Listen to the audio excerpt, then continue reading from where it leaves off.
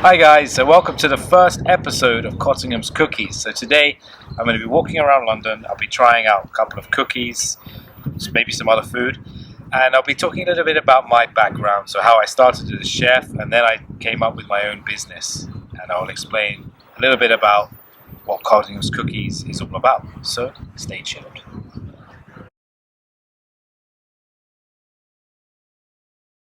Cottingham's Cookies really developed from my mum's baking when I learned to cook from my mum, and we decided to use a lot of her original recipes, but some of the new ones we're trying out have a more of an Asian twist. So it's about using the traditional British ingredients, particularly butter and cream, all of the products which Britain is famous for, but then adding to that with Asian products such as matcha tea from Japan or the miso paste, and we're even starting to use some very unusual ingredients that you wouldn't expect to get in a cookie, like chili paste or salted eggs from China. It's really about experimenting as much as we can with Asian produce, but still keeping that British, that kind of a sense of British food that, you know, is very traditional, hasn't really changed for hundreds of years. So it's a little bit about tradition and innovation, and that's really the heart of Cottingham's Cookies.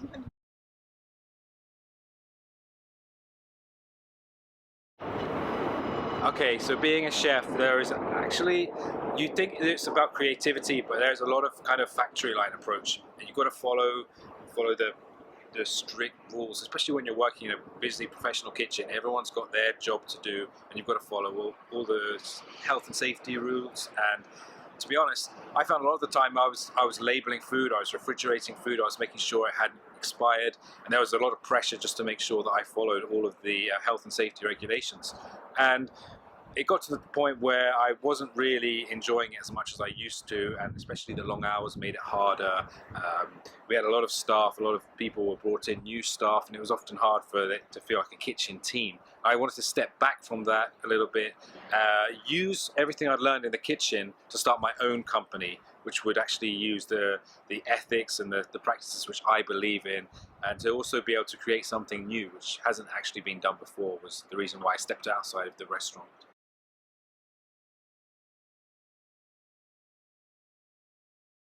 So ever since I started to eat out in London, I was trying all the different restaurants, and I realized how much I love Asian cuisine. And I've been traveling to Japan the last few years, and I've been enjoying all the restaurants, sushi, tempura, and the amazing ramens they've got there. So I'd say my favorite cuisine is probably Japanese, and that's why in Cottingham's you're going to see a lot of Japanese-inspired bakery treats like the matcha Rice Krispies. We're going to do shortbread, which will be a little bit more Japanese. And whenever I go to Japan, I'm always inspired by the amazing creativity, the delicious confectionery they have out there, and that's something which you're going to see in Cottingham. We borrow a little bit of their ideas and we make it our own. So for me, Japanese cuisine is my favorite.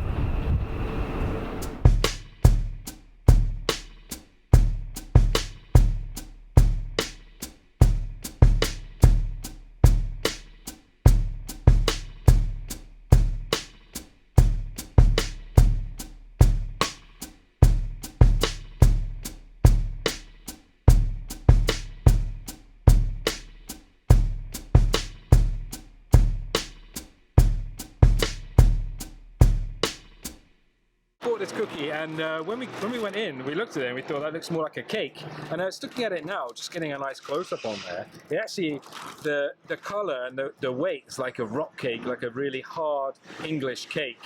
It's obviously got a lot of baking powder, and you can see how thick it is.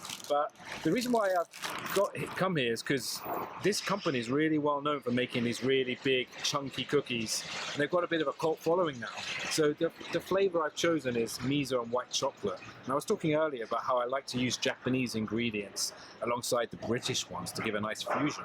So I think they've done it really well, because they basically created their own concept, and they've already become well known enough to have their own store in London, in Soho, and they're doing a lot by mail order.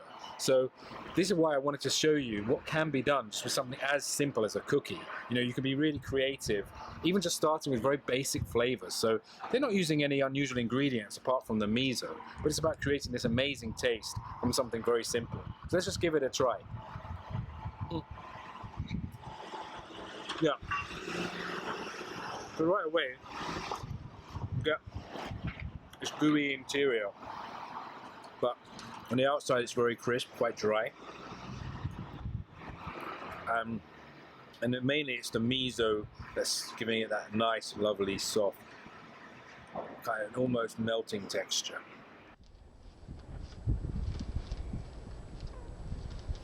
That's the size of a loaf. That's not there. It's quality produce and simply cooked. Some olive oil and bread, tomatoes, basil. It's just easy. It's just simple, isn't it? Pasta's just bread, flour, water, and some egg or oil. The most basic thing.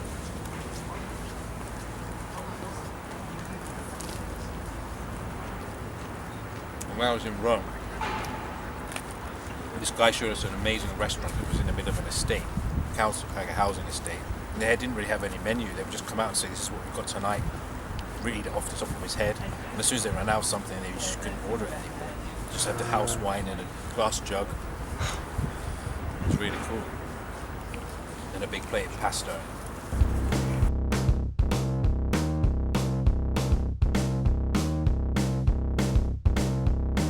Although places have still been closed and it's been very quiet, there's a real sense people are getting back out now and they really want to start spending their money and enjoying food again. And it's made me realize how keen I am to get my products out there as well. So listen, thanks very much for watching, stay tuned, and I'll see you next time. Bye bye.